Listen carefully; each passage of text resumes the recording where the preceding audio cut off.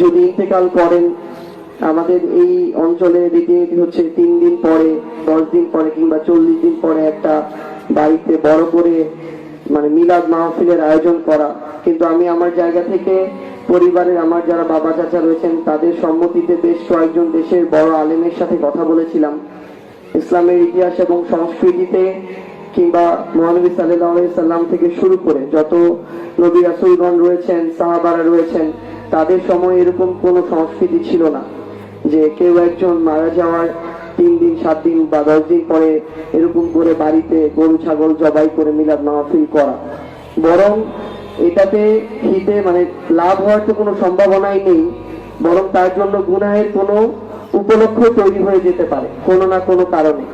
তো আমরা আমাদের জায়গা থেকে মনে করি যে আমরা আমাদের দাদা আমাদেরকে ছেড়ে চলে গিয়েছেন, আমরা এমন কিছু করব না যেটা ইসলামের মধ্যে কখনোই ছিল না, এবং এমন কিছু আমরা করব না যেটা তার পরবর্তীতে কষ্টের কোনো কারণ হতে পারে, গুনাহের কারণ হতে পারে।